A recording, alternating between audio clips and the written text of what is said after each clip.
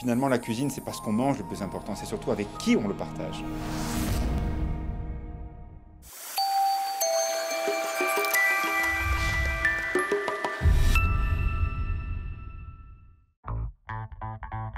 En dessous du Salève, Beckum Brasserie à la frontière entre la France et la Suisse, à Archamps, un endroit qui se développe avec beaucoup d'entreprises.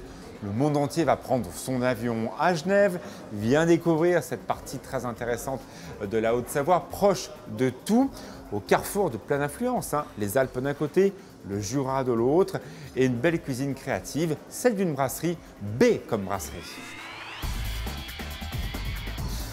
C'est la création surtout de Franck et de Jean-Marc. Tous les deux ont un grand parcours dans la restauration. Ils connaissent parfaitement Genève. Évidemment, ces clients qui viennent passent la frontière volontiers pour découvrir l'expérience à la française d'une brasserie française. Ce n'est pas un restaurant bistronomique, ce n'est pas un gastro, c'est une vraie brasserie. On arrive, on n'a pas réservé, on s'assoit, il y a des grands plats français, une très belle exécution. On passe un bon moment et on part content avec le sourire. À la recette, évidemment un grand classique d'Escoffier, page 599 du grand guide. C'est le poulet Nantua.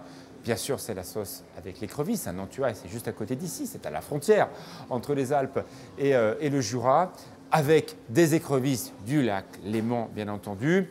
Ce poulet qui a effectivement attendu un petit peu, plein de choses dedans, des carottes, des arômes, beaucoup de choses qui font penser à un élément important. C'est la France qui a inventé la gastronomie et la cuisine, et c'est Escoffier qui l'a rendu accessible au plus grand nombre. C'est la cuisine de Madame Tout-le-Monde Escoffier. Du plus simple au plus compliqué, c'est pour ça qu'il y a eu un livre qui a eu autant de succès. Chef, le spectacle, il est dans la salle ou dans la cuisine? Parce qu'on se regarde mutuellement là. Mais il est des deux côtés, c'est ça notre charme. À Beckum Brasserie, chacun se regarde. Nous, on observe les clients. Regarde, t'as vu, là, deux, là, ils sont presque prêts à manger. Il faut qu'on attaque. Ouais, hein. ouais. Puis je vais leur faire voir comment on va préparer un poulet aux écrevisses quand même. Le poulet Nantua, Non. voilà, c'est une grande recette d'Escoffier, évidemment. Il y a des cardons. Tu peux m'aider un petit peu pour faire les cardons? Michael Jackson Allez. est de retour. Regardez, je mets mes Allez, gants. je vais te faire voir. T'en as déjà fait ou pas? En plus, on approche des fêtes de Noël. Il y a longtemps. J'avais vas les mains noires, donc c'est pas que tu me mets… Et oui, exactement. C'est que c'est pas l'heure de la visite médicale, hein. C'est juste qu'il faut attaquer les cardons. Alors vas-y, montre-moi Alors. voir. Bon, vous avez vu, il est bon, hein, parce qu'il a préparé sa petite sauce citronnée pour pas que les cardons brunissent tout à l'heure. Tout à fait, s'oxyde. Ouais, Parce que dès qu'on va enlever la première peau, ils vont commencer à s'oxyder. Donc tu vas Fais-moi mettre faire un facile. Allez, on va commencer par un facile. Tu les prends comme ça Ouais. et tu les épluches. T'enlèves D'accord. tous les Il y a un sens? Oui, de bas en haut en bas. Ça descend. D'accord? Il faut faire dans Comme ce un poisson, sens. c'est comme l'arête du poisson. Vous tirez le long comme ça. Tu fais bien Allez, ça j'y comme fais. ça pour enlever tous les filaments. Et même chose, tu répètes Eh oui, à de l'intérieur. l'autre côté. D'accord? Il n'y a pas Et d'histoire qu'il faut faire tout dans un sens et après tout dans l'autre pour faire dans un sens et dans Oh, l'autre. pas forcément, non. D'accord, ok. Et après, regarde, tu vas me les détailler en petits bâtonnets, comme Ah ben ceci. Voilà. J'espère que vous avez le temps chez vous. Hein. Oui. Et toi, tu fais quoi alors? Bah moi, je vais commencer à tailler mon poulet. D'accord. Donc, il faut savoir qu'il y a toujours des règles, hein. Après avoir vidé mon poulet et l'avoir flambé pour enlever Ouais. tous les petits poils, on va le tailler en morceaux, à peu près en 6 morceaux. On va le tailler pour notre recette. D'accord. Quand tu détailles un poulet en fricassé, on commence toujours par les cuisses. Toujours. Pourquoi? C'est une règle, parce que c'est comme un poisson. Si tu le lèves et que tu commences par la queue, c'est un peu bizarre. Il faut que tu commences toujours par le haut. D'accord. Et le poulet, c'est la même chose. Et regarde, je veux le lever. Vas-y, vas-y. Si je commence par Je te regarde. le suprême, mais ma cuisse, elle est là.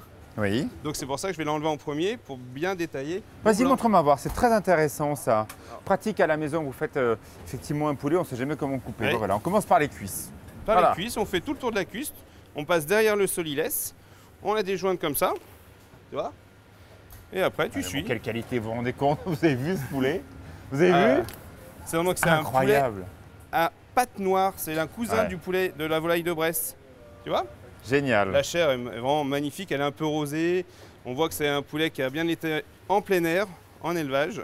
Donc Le voilà. principe du produit frais, d'avoir des légumes du jour, c'est ça l'esprit brasserie? Tout à fait, tout à fait.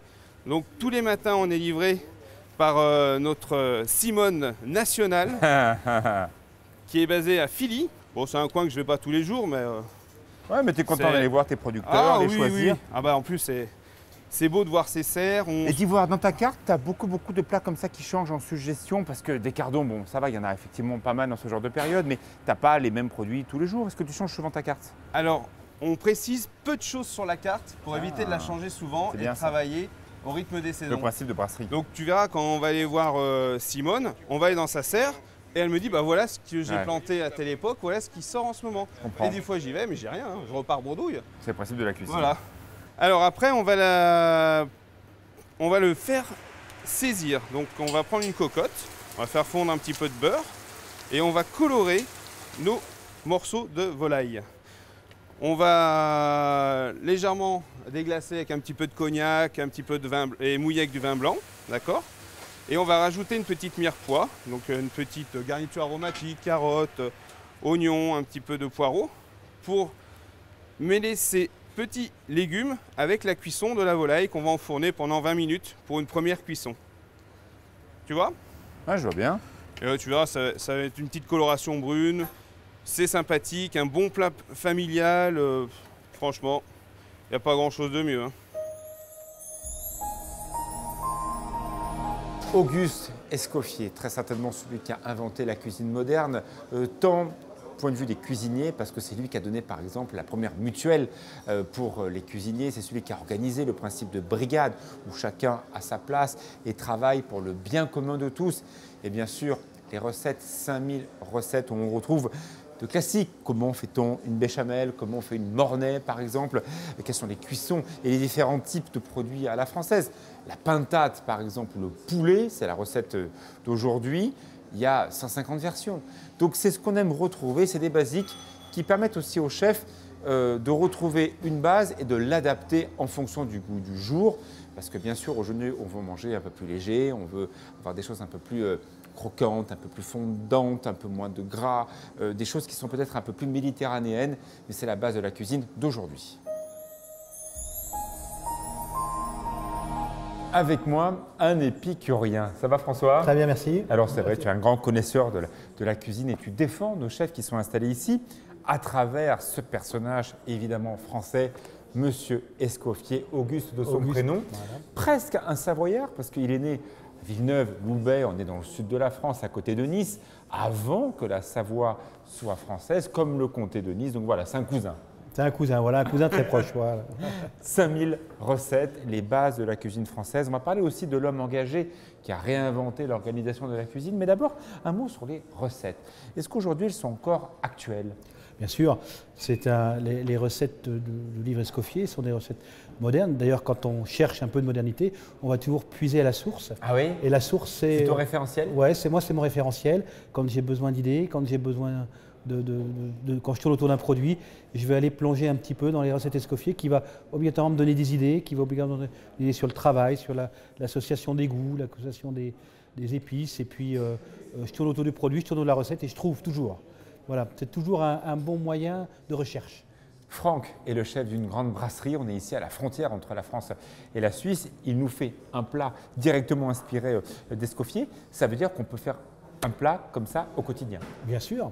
C'était la cuisine d'Escoffier, c'est une cuisine de tous les jours. Hein. Alors évidemment, comme dans toutes les grandes cuisines, les grands chefs, on y trouve des grandes recettes, on y trouve des grands moments. Il y a toujours une histoire derrière une recette. Voilà, il y a toujours une histoire, il y a toujours un moment, il y a toujours un produit. Avec Franck, on travaille actuellement un poulet à l'écrevisse. Il y a 125 recettes différentes de poulet, de toutes les déclinaisons. On est là aussi juste à côté de la Savoie, à la limite, à Nantua, la fameuse sauce Nantua. Ça aussi, c'est un classique de la française. Oui, c'est un classique de la cuisine française. Et il est sûr que l'écrevisse, c'est une référence, hein, qu'on trouve d'ailleurs même dans nos rivières. Hein. Ouais. On en trouve quand même pas mal dans nos rivières de montagne, hein, l'écrevisse. Hein. Bon alors, disons-le tout de suite, dans ce traité qui est vraiment épais, il n'y a pas de anti-gluten, il n'y a pas de cuisine bio. Ça, il n'en parlait pas, Auguste Escoffier. Je pense qu'il n'avait pas besoin d'en parler. En 1900. Je pense qu'il n'avait pas besoin d'en parler. Il parle de produits. Franck t'a rejoint dans l'aventure. Il t'a dit oui avec son associé quasiment au début, même au tout début. Oui, au tout début, c'était les premiers. C'était puis alors, ils correspondent tout à fait l'un comme l'autre d'ailleurs à l'esprit Escoffier. C'est quoi l'esprit Escoffier? L'esprit Escoffier, c'est un esprit d'abord, avant toute chose, d'amitié, de partage entre les gens, entre un groupe, une équipe, de partage de mêmes valeurs. C'est pas réservé aux étoilés? Non, c'est pas réservé. C'est réservé à l'humain, à celui qui aime son métier, qui aime les hommes et qui aime transmettre. Voilà. C'est ça d'abord Escoffier. C'est d'abord une grande famille. C'est l'association la plus nombreuse au monde de cuisiniers. Alors c'est vrai que Franck et Jean-Marc de la maison ont tout de suite intégré ça et ce sont deux moteurs de l'association parce qu'ils le vivent tous les jours et nous le font vivre tous les jours. Et c'est ça la vraie humanité, tout compte fait. Hein. C'est l'art de recevoir, de partager. S'il devait rester un mot de ton enseignement d'Escoffier et appliqué par Franck, ça serait lequel? Je dirais le partage, la transmission, la rigueur, l'accueil. 5 mots là. Ouais. C'est difficile d'en dire moins. Hein. Difficile d'en dire moins. Hein. C'est généreux. Ouais, comme c'est il généreux. était Escoffier. Ouais, il est généreux. Ils se connaissent bien tous les deux, hein, François et Franck. Ils s'observent, ils regardent un petit peu leur aventure commune démarrer. Et je crois qu'il y a beaucoup de respect et d'estime, et toujours dans un esprit de simplicité, d'humilité et quand même de grande et de franche rigolade. On est très heureux d'être ici. On sent bien avec Jean-Marc que vous avez ce désir de faire une grande brasserie avec les codes d'une brasserie, la cuisine Tout à fait. évidemment d'Escoffier, puis tout l'esprit d'un personnage que tu connais très bien, Paul Bocuse. Ah oui. Monsieur Paul Bocuse. Tu as bossé 2 ans là-bas. Monsieur Paul, oui, j'ai bossé de 94 à 96 avec lui. Et c'est un grand moment de la vie et de mon travail parce que. T'étais minot. Ouais, j'étais gamin, mais j'étais tout petit. Et une fois, tu as monté une terrine avec lui. Ouais, j'ai monté une terrine avec lui. C'était assez impressionnant parce que Monsieur Paul arrivait en cuisine. Donc toutes les préparations étaient préparées avant. Et il était là, lui il remontait les manches. Il était là et il me dit, allez, mets-moi la viande. Mets-moi la barbe de porc, le sel, le poivre, le porto, le cognac. Et lui il brassait. Et tu devais être comme ça? Ah ben j'avais une pression, mais incroyable. Pression, petit blondinet, il m'appelait blondinet. Blondinet. Il me dit bon allez goûte. Je dis, alors tu sais les réponses d'un petit jeune, elle est pas cuite la terrine. Eh ben goûte quand même justement, tu verras ce que ça fait avant et après. Je lui dis bon d'accord, allez je goûte. Et alors il y a assez de sel, je lui dis oui c'est pas mal. Allez on en remet. Et après ce personnage de cuisinier avec Monsieur Paul à Collonges. Oh, j'ai vu des choses magnifiques, merveilleuses que j'ai pas revues après. Pourtant, j'en ai fait des choses, mais il est tellement charismatique, il est tellement bon, généreux et droit avec ses employés. Il est très fier de tous les employés qui travaillent chez lui et il connaît tous les prénoms. On retrouve l'esprit des grandes brasseries de Paul Bocuse que son fils Jérôme anime tellement bien à Lyon. Tout à fait. Le sud, l'est, l'ouest, le nord, maintenant le comptoir de l'est. On retrouve un peu cet esprit ici à Bécom Brasserie, sincèrement. Tout à fait, parce que alors j'ai eu la chance de travailler dans de très bons restaurants étoilés qui m'ont formé, qui m'ont appris tout ce que je sais aujourd'hui. Et aujourd'hui que je suis à mon compte avec Jean-Marc, je voulais recréer ce que j'ai envie au fond de moi. Une rigueur qu'on m'a imposée, qu'on m'a instruit, on m'a fait une transmission de savoir. Oui, carré. Dans une faire tes légumes. On connaît les principes d'Escoffier dans la cuisine que tu retranscris, ton apprentissage avec Paul Bocuse et bien sûr la famille Foix. Tout ça, c'est ancré chez toi. J'ai aucune inquiétude, j'ai aucune peur quand je vais au travail. J'ai juste envie de, tiens, là j'ai des stagiaires, des apprentis, on travaille avec les écoles hôtelières. J'ai envie de montrer mon savoir que j'ai acquis. J'ai envie de le montrer et de le transmettre. J'ai pas envie d'aller... j'ai pas envie d'aller plus loin, j'ai pas envie de décrocher des étoiles au guide Michelin. Justement, je préfère rester comme ça, simplement, et d'être comme on est naturellement. Et les légumes de Simone. Simone qui fait son travail et ses cardons. Alors il faut évidemment prendre les grandes bottes, partir dans la terre. Les cardons, c'est pas évident. En plus, à éplucher, les mains sont complètement noires. Mais c'est peut-être le plus grand souvenir des personnes qui ont vécu dans ce territoire ou qui sont venues passer, pourquoi pas, un réveillon en Savoie-Mont-Blanc.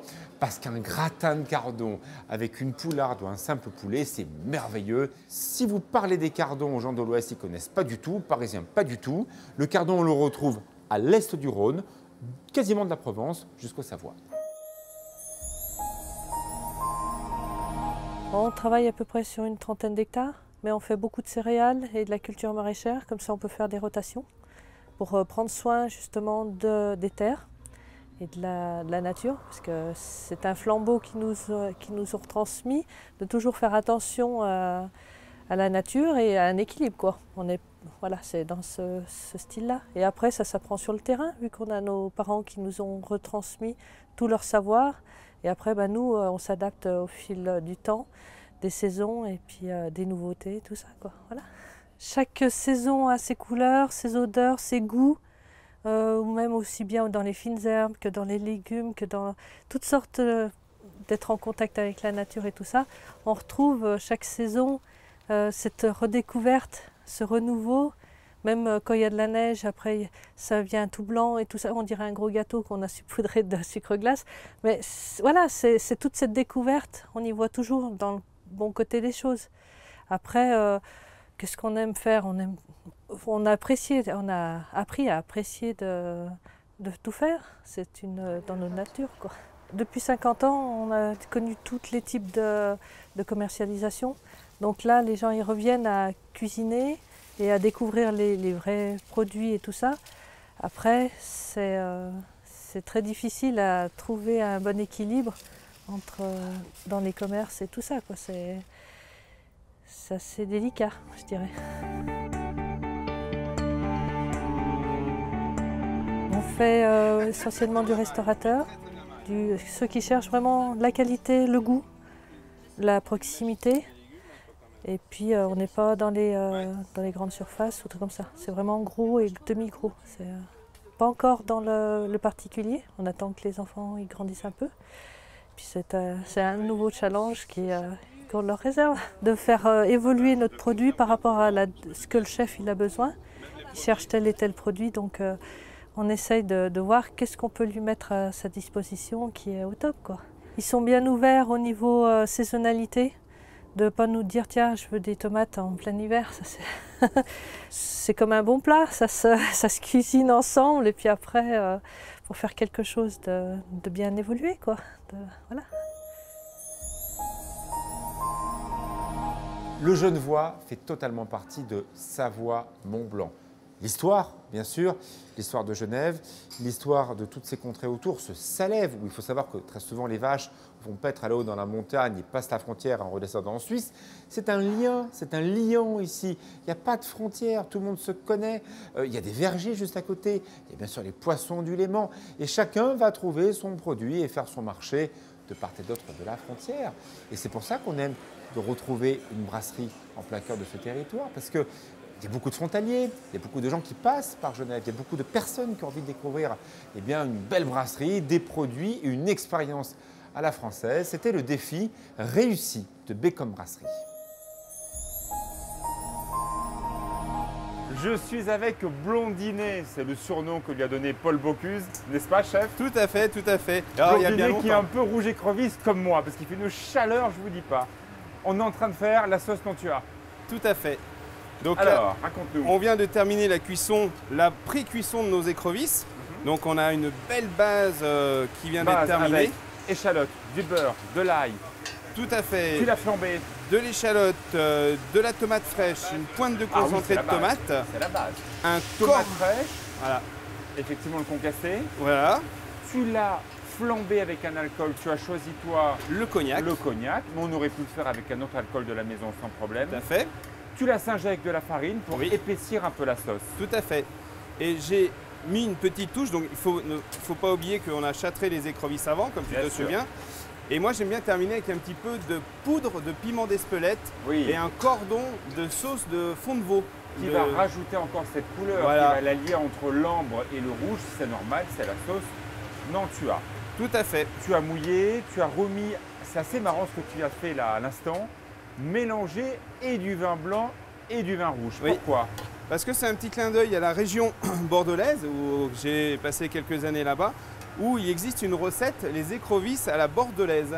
D'accord. Et on les cuit exactement comme ça, avec une petite sauce qui est faite à base de vin blanc, réduction, et on mouille au vin rouge.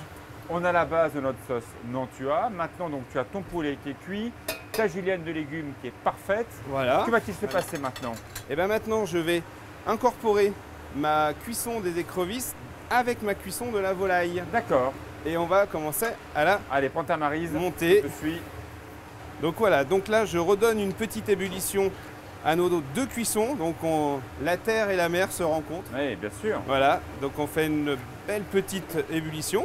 Et Terre on va... et mer, c'est la base de la cuisine aussi alpine, hein. C'est pas que du fromage, on le rappelle. Ah oui, oui, Ça, c'est l'histoire de la maison de Savoie, de la cuisine de la maison de Savoie.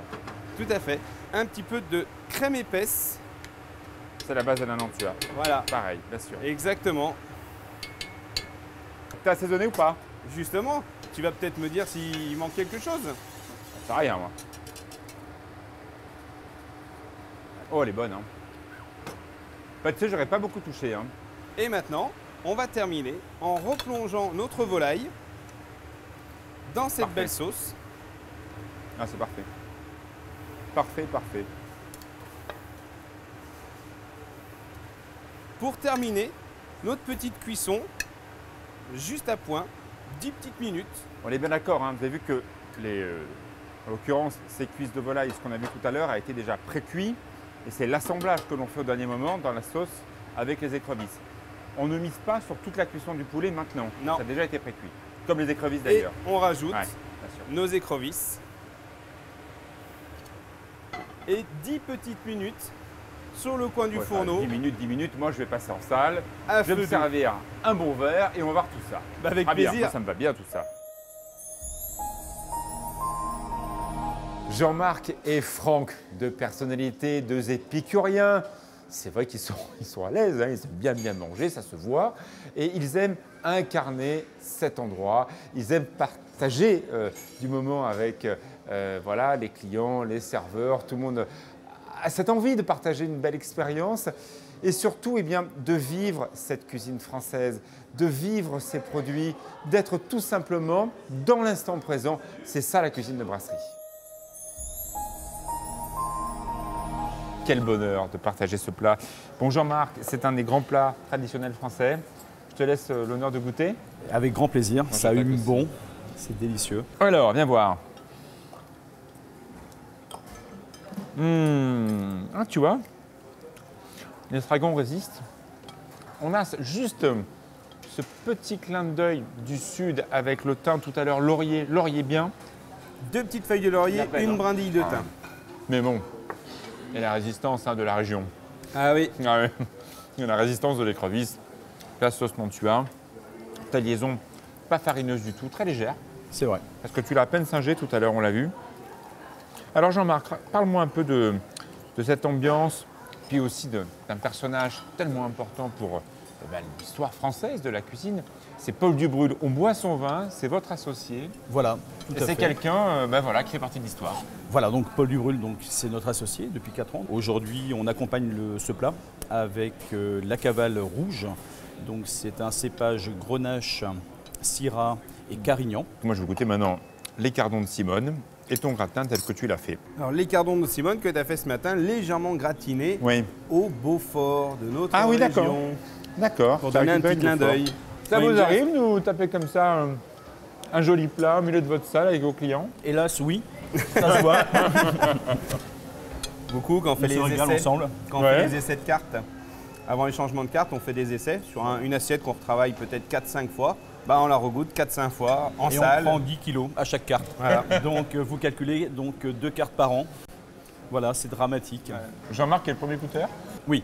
Ouais. Oui. Alors on travaille ensemble, on décide de la carte ensemble, on goûte ensemble, on discute longuement puisqu'il faut quand même faire évoluer cette carte Ouais. et on la change donc 2 fois par an. Elle est très très longue à changer. Parce qu'on ne se trompe pas sur notre organisation. Pour pouvoir envoyer 200 couverts, je ne peux pas faire n'importe quel plat. Et je discute beaucoup avec lui sur l'envoi et les retours clients. Qu'est-ce que demande le client en ce moment? Voilà. De quoi, qu'est-ce qu'il suggère? Donc on essaye de travailler sur les envies des clients. Bon, Jean-Marc et Franck, très bonne nouvelle. Vous faites partie des 1000 restaurants français en volume. Incroyable fait. pour Oui. l'histoire de copains. Incroyable, nous C'est faisons vrai. 7000 couverts, 7 à 8000 couverts mois. Ça représente plus de 80 000 couverts par an et nous en sommes vraiment ravis, bien sûr. c'était gagné au départ? Non, bien sûr, ça serait pas drôle sinon. Ça serait pas drôle. Pas du tout. Donc c'est pas encore gagné, on se remet en question tous les jours, hein. Ouais. On travaille. On a eu cette idée, je vais dire, il y a 6-7 ans. Et pourquoi tous les deux? Pourquoi tous les deux? Alors Franck est un chef, allez, on va dire exceptionnel, mais on va peut-être pas le Dis-lui, si, il est content. Toujours de bonne humeur, il a du talent, bien sûr. Et c'est un chef qui est à l'écoute, qui fait confiance. C'est pas le cas de tous les chefs. Et donc on travaille en toute transparence. Donc vous êtes tous les deux unis par les liens sacrés de la gastronomie. Tout à fait. Tout à fait. On est vraiment fait. complémentaires. Il me donne toujours ses petites idées. Tiens, on pourrait peut-être faire ça et moi je mets en pratique. Voilà, c'est un peu comme ça qu'on avance ensemble. Avec nos équipes ensemble. Oui. Tu vois ça? Franck, tu respires le bonheur. C'est presque agaçant. Bah écoute, le bonheur il est simple, hein, je veux dire, quand tu es équilibré dans ta vie familiale, tu es équilibré dans ta vie professionnelle, bah, et tu veux quoi de mieux? Voilà, tu veux quoi de mieux? J'ai 2 enfants magnifiques, voilà, je trouve que voilà, c'est ce que je voulais faire en fait. J'ai simplement créé et je me suis mis au travail pour arriver là aujourd'hui. Et je suis pas arrivé, je suis loin d'être arrivé, hein, on n'est jamais arrivé dans la vie de toute façon. Mais c'est un bon début. Ouais, c'est ce que je pense.